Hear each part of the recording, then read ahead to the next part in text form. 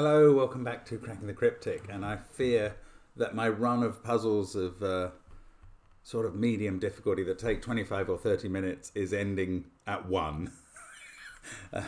There's been some hard ones lately, and this one looks fascinatingly difficult. Basically, it's Listesh's birthday, and we got a message from his wife, Susan, or I shall not attempt the Czech pronunciation of Susanna.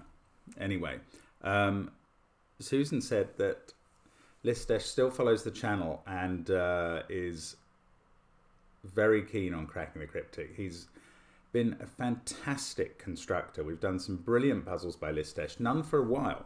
So I thought, what better way to celebrate than to look back a bit and find one that we've been sent and for some reason haven't done on the channel. This does happen quite a lot because we get sent an awful lot of puzzles. But this one is called Broken Arrows. Now, my brain is telling me that we have done a puzzle about broken arrows on the channel before, but I don't think it's this one. And it would be very embarrassing if it is. And having gone back in history to find one, it's not impossible. But I think we've done a puzzle with separated arrows called Broken Arrows. Maybe Rob K, who's featured on the channel a couple of times? Don't know. Could be totally wrong. Anyway, should have done the research. We'll see how we go with today's. Now, don't forget that Gas 2 is out. The new app is out on, well, it's not out on Steam as far as we know yet. Although somebody let me know if it suddenly pops up because we're just waiting for them to approve it. But it is out on the App Store. Refresh your CTC app if you want to see it. Or on Google Play, same thing. And you can get the new, I think there'll be 60 puzzles in due course, 30 to start with. They're by, this time they're by Clover and Philip Newman again, and by Bill Murphy, the newer of the gas setters. And they are just brilliant for learning the tricks of variant Sudoku. Genuinely approachable Sudoku is obviously what gas stands for, and the puzzles are. And I have tested them all, I can tell you, and they're very good. One or two are harder than the others, which is a fatuously obvious thing to say, but what I'm kind of trying to mention is that when you get towards the end of the app, there may be one or two that are a bit outside gas, but that's good for development. Let's take the learning opportunities. So that's the big news. Of course, all our other apps are available. You can join us on Patreon. Oh, my crossword's gone up this week, yesterday, I think. Yes, the Times Monthly Club special. And it remains to be seen whether we continue the Friday Masterclass crossword on the channel tomorrow, but I'm guessing we probably will. Anyway, do check everything out around the channel. We love you to engage with us. Some great comments yesterday on the video, which was a fantastic puzzle by Alagem, Borromean Rings. Oh, do look at that if you get the chance and you haven't seen it yet. It's so clever. Now, this one, let's go through the rules. So, Listesh sent this to us about 6 months ago, so maybe not quite as old as I was saying. It takes often a month for a puzzle to get anywhere near the front of our pile anyway. Now, normal Sudoku rules apply, so we're putting 1 to 9 in every row, column and box so far, so I can't delineate a column. There we go, every row, column and box. So far so straightforward was what I was going to say. Digits along an arrow in the grid must sum to the digit in its circle, except the circles and the arrow lines are separated. One circle belongs to exactly one arrow line and vice versa. So you see we have 1, 2, 3, 4, 5, 6, 7, 8 arrows and 8 circles.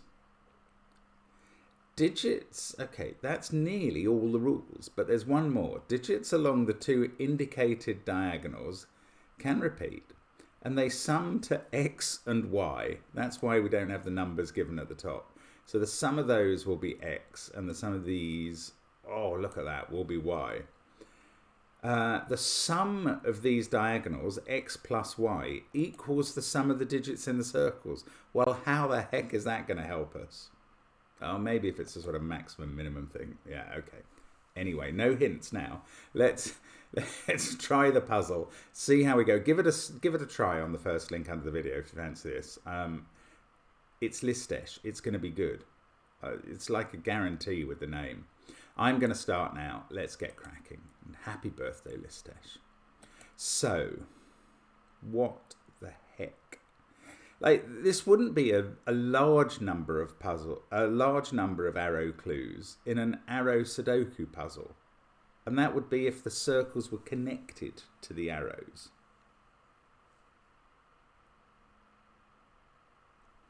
So these longer arrows, since those cells must be at least 1, 2, 3, they're all in the same box. And this is on the arrow too. That's a 1, 2 or a 3. And the total of that arrow is somewhere between 7 and 9.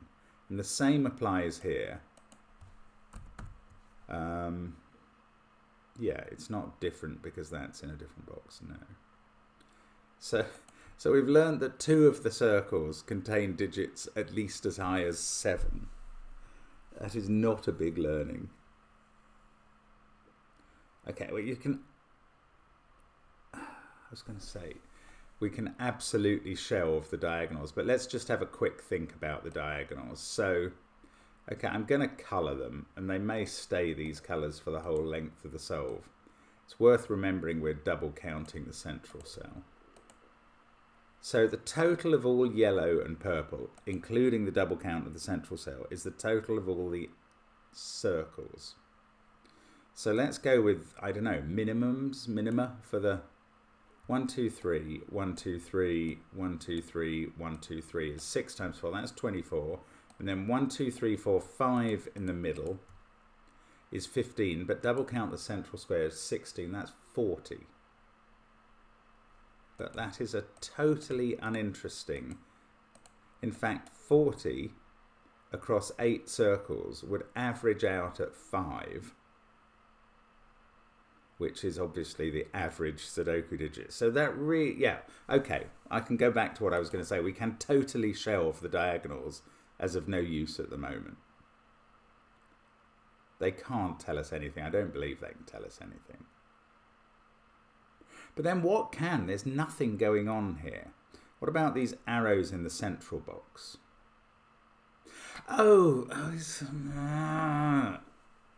This is huge. It is obvious and I didn't see it. Look. Bam. I think this is right because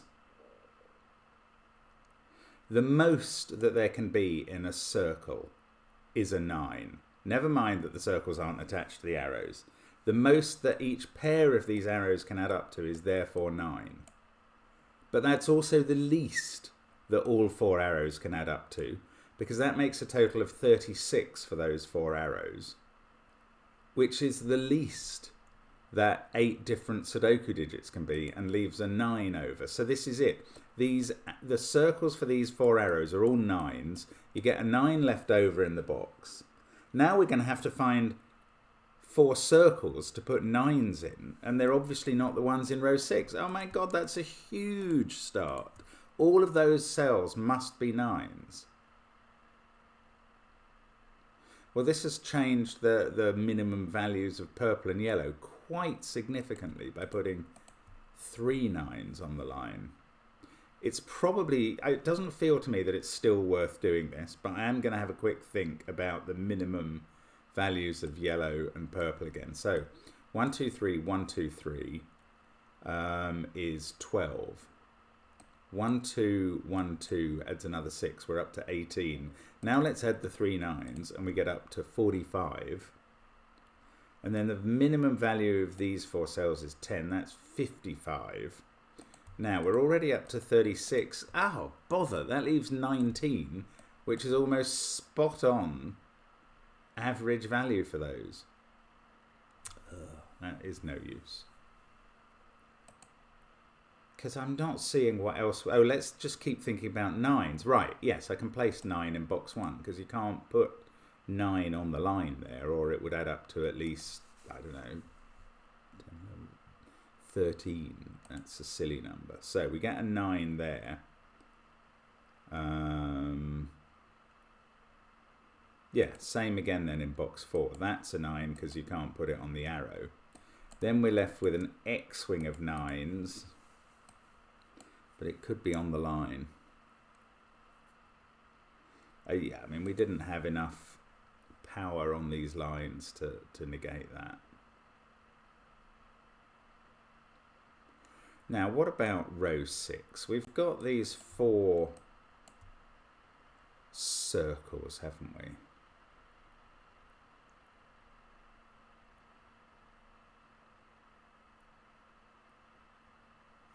Ah, no, these lines. These can't add up to 9 anymore. We can't have any more 9s in the circles. Oh, but... yeah, no, this is right. This is right. These 4 arrows... I'm not going to colour arrows against circles, but those 4 arrows are the ones that add up to 9. So it's these 4 arrows, let's just try and highlight them all, that represent these 4 circles. So this arrow and this arrow have a digit in some of these circles that can't be 9. So they are for either 8 or 7. But these can't be the same. These are now 1 or 2, so that's a pair. Oh, and whichever one is 7 needs the 1, and whichever one is 8 needs the 2. So these lower bits of the arrows are 1, 2, 3 sets, which just fits for the columns and the boxes. And yes, in a way now, it doesn't actually matter to me which one unravels as the 7 and which one unravels as the 8.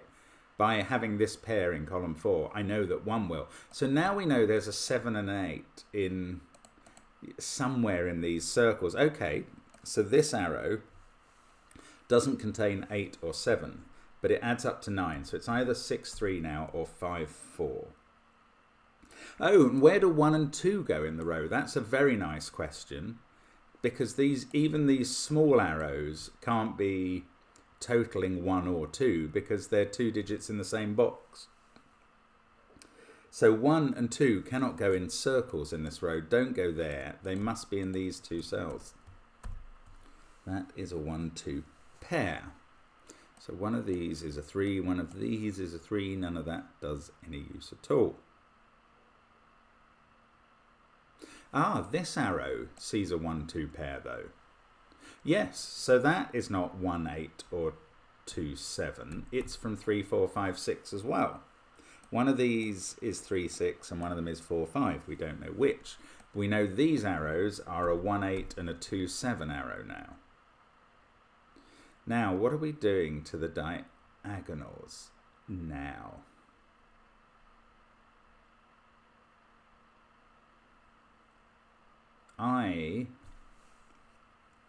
I'm just going to note that 7 can only be in one of those cells in column 4. Yes, I'm going to think now about the diagonals again, but things have changed on the diagonals. The minima have gone up quite considerably, I think. Right, let's do the minima. 4, 1, 2 now. Can't be a 3 because we've got a 1, 2, 3 triple. 4, 1, 2. That's 7. 3, 1, 9 is 10, 20. 1, 2, 3 is 26. Let's keep going with minima. 1, 2, 9, 38. 2, 1... well, we said 3 on the yellow, so 2, 1, 4 takes us up to 45. 9, 1, 2 takes us up to 57. I'm just going to note that down in a cell, because I don't want to forget the number. 57 is the minimum number for adding yellow and purple. I have counted that twice. Now, we've got 36 in the circles there, plus an 8 and a 7 gets us up to 51.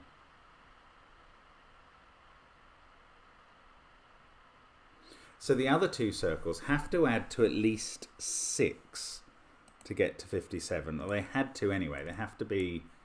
oh, we know exactly what they add up to. Oh, that's very remarkable. I hadn't understood that. This pair adds up to 9. It's either a 3, 6 or a 5, 4. So the other pair that adds up to 9 is in these circles. So the circles add up to 8 plus 7 plus a pair that adds to 9 in this row, which is 24. plus these 4 thingies is 9s, is 60. Oh, and we've got 57 minimum in the yellow and purple. Right, we've got 3 degrees of freedom to play with. I think we can immediately rule out... Well, this cell gets double counted. You can rule out the high digits straight away. I think you can rule out the high digits from this. Yes, even from 2 to 7 would be 5 degrees of freedom. So those are the low digits. Oh, there's got to be more we can do here. We've got 3 degrees of freedom to play with. Now, I was saying that these could be 3 and 4. That was in my... I'm going to just sort of etch it in at 3 degrees of freedom. So that could be 1, 2, or 1, 3, or 2, 3. This I said 4, but with the 3 degrees of freedom, we could go up to 7. Here, 1, 2, but we could go up to 5. Here, we can't use the 9. That's nice. This was 1, 2, 3 at a minimum. With the 3 degrees of freedom, we could go up to 6. But there's never going to be a 9 in this cell. So we get our last 2 9s in the grid, and that's not a 9. Oh, look, I've got 7 there. I can take 7 out. But that doesn't place these because they're part of... Well, I'm going to take out those pencil markings now, actually. We know that these are a 7, 8, and a pair that add up to 9. I don't need to have that marked across boxes, which can confuse. Now, down here, this is the last bit. 1 and 2, but they could go up to 5 with the 3 degrees of freedom. So, what else can we do with the 3 degrees of freedom? Arrows? So these arrows are going to have... Well, these arrows between them...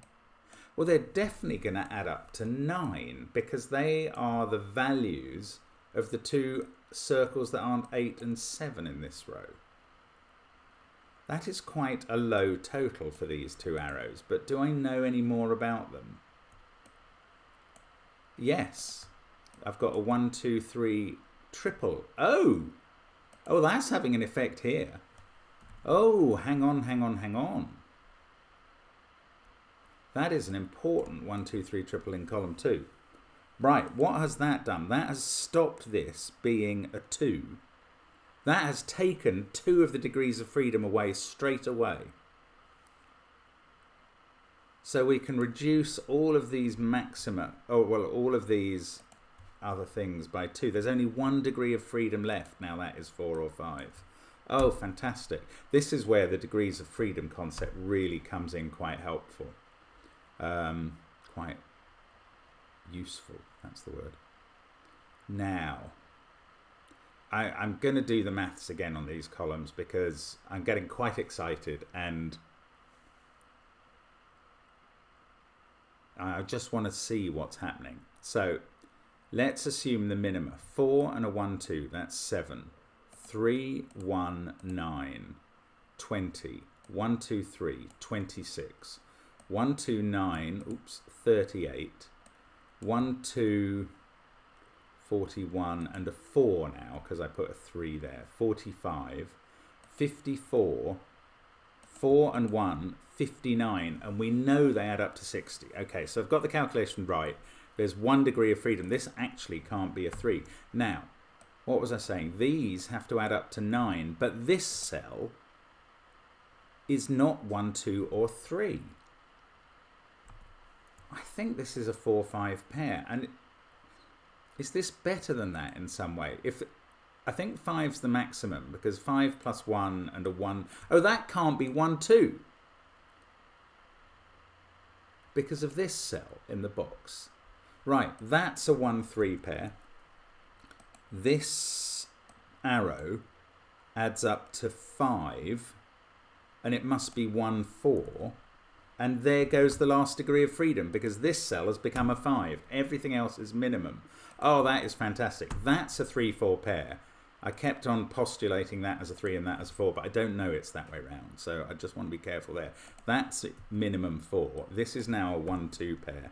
This is a 1, 2, 3 trio. And that's a 1, 2 pair as well. So we get the 3 in the box. That's not a 3. We get a 3 in box 4. That's a 4. Look, these arrows are done now. 3 and 6. These are 8, 7, 5 and 4, which actually I could have worked out from looking at what I've just done to those arrows. I don't know where they go. Maybe I do. That can't be 4 or 5. That can't be 4. This can't be 7. And this is any of them. But this cell was the first thing I saw, and I haven't done it yet. 1 3 pair in the box. That's a 2. That's a 1. That's a 2. This is going to fly around the grid, disambiguating 1s and 2s for a bit. Oh, this cell had to be minimum on both. So that's the 1, isn't it? Yes. I'd forgotten that was that the double count mattered. But we're away. We're absolutely away. Look at this. All the 1, 2, 3s that we had pencil marked, they're all done now. In fact, all of the arrows are done, just not the circles. This is such a brilliant puzzle. Listesh, I am sorry we haven't done this before. I love it. And if we have done it before, I'm very sorry. I don't think we have, but anyway. 3 by Sudoku. It may be time to do some Sudoku because I've spent a long time putting a lot of digits in this grid and it must have thrown up stuff. Yes, 4 in column 3. Now 6, yes, I can do the 6, 7 thanks to the given digit there. Now that's going to narrow things down. 8, 5, 4, 7. All my circles are done. Now I kind of think I'm moving to a sort of finishing off stage. This is the sort of puzzle I really like, I have to say. Really interesting. Not absolutely mind-bendingly and continually difficult, but absolutely rewarding. That's the point. It just rewards you for doing a bit of thinking about it. And it's got so many interesting bits. Happy birthday, Listesh. You deserve it. We've got a 5 in one of those cells, so that's fixed column 9. There's some quite interesting Sudoku going on here. Nothing too hard yet. 2, 1, 9, 7, 3. I mean, there may still be more. Let's not sugar any pills. That's a 2. There's a 7 in one of those cells. 3, 2, 1, 4, 5, 9. There's an 8 in one of those. 3, 2, 9, 8. There's a 7 somewhere there. 3, 2, 9. There's an 8. Ah, definitely there. And an 8 in one of those two. 4, 5, and 6 to place. Ooh, it's getting a bit... Right, 3 in the central column. That is a really good question at this point. Can't be in those cells. Yes, I mean, it's simple enough. Sorry, I thought it was really clever, but it wasn't. It's just obvious, and I hadn't seen it before. 8 in the central column. Now I've got a 5 and a 4. I can't fill those into the central column yet.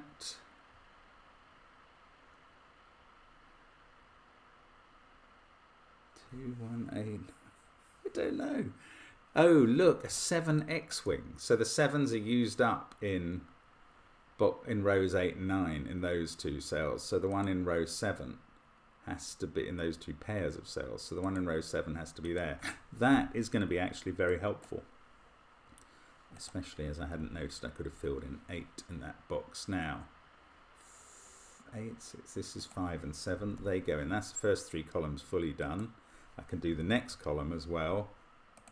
Can't do the next one yet. So let's switch to rows. 5 and 7 in row 9. 1 and 4 in row 8. It's going to give me a 6. 5, 4 pair here that I cannot resolve. But that is a 4. This is going to finish it off in a hurry. 5 and 7. 5 and 4. Wow, that is brilliant. It's almost as good as yesterday's Borromean Rings. I really like that. Very nice. Broken Arrows puzzle by Listesh.